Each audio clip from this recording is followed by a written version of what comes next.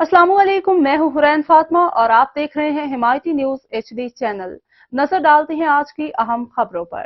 उस्ताद का कलम किताब के साथ अनोखा तरीका। स्कूल जाते हुए कश्मीर कंदकोट जिला में बढ़ती हुई बदअमनी की वजह से शहरी या देहाती कोई भी महफूज नहीं। आज एक प्राइमरी उस्ताद अल्लाह रखियो नंदवानी का अनोखा तरीका स्कूल जाते हुए अपनी हिफाजत के लिए बंदूक साथ रखी है। उनका यही कहना था कि आए रोज डकैती, अगवा, बराए तावान, मोबाइल फोन और मोटरसाइकिल छीनना रोज का मामूल बन चुका है। पुलिस का कोई नाम नहीं है, इसलिए अपनी और अपने सामान की खुद हिफाजत करने के लिए कलम किताब के साथ हथियार उठाना पड़ा।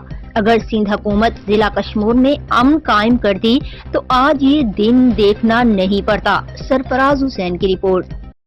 एक मोजिद उस्ताद आहे प्रियामी जेको नसरुल्ला बिजाणी वटि पोस्टिंग आहे जेके ॾाढा हालात ख़राब आहिनि। हिन वक़्तु पंहिंजी हिन गनवती आहे जेकी लेसण ते आहे, गवर्नमेंट आहे जो इहे लेसण आहे उन ते इशू ते कराए पंहिंजी हिफ़ाज़त लाइ हथ रखो। गवर्नमेंट जो असांखे सहूलियत न आहे। गवर्नमेंट जो उस्ताद आहे, ॾिसो ड्यूटी कंदे वापसि वञे थो हथियार सां, तव्हां ॾिसी सघो था। हे उस्ताद आहे, गवर्नमेंट सिंध पुलिस का हिफ़ाज़त नथी ॾे, हे पंहिंजी ड्यूटी करे। रेग्युलर उस्ताद आहे, रेग्युलर उस्ताद आहे, तव्हां ॾिसी सघो था। हे पंहिंजो वेपन वरितो अथई। हे सिंध जा हालात ज़िले कश्मीर जी बदअमनी जे करे हिन पंहिंजा हथियार खयां आहिनि।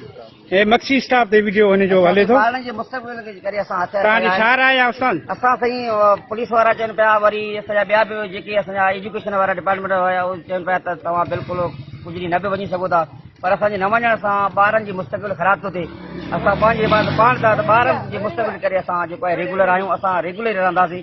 तव्हां हे उस्ताद जो मौक़िफ़ ॾिठो, तव्हां गवर्नमेंट जो हिकु रेग्युलर उस्ताद पंहिंजी ॿारनि जे मुस्तक़बिल जो सोचे थो, पंहिंजी जान जी बाज़ी खेॾी करे हथियार खणी करे पंहिंजी ड्यूटी करणु वञे थो।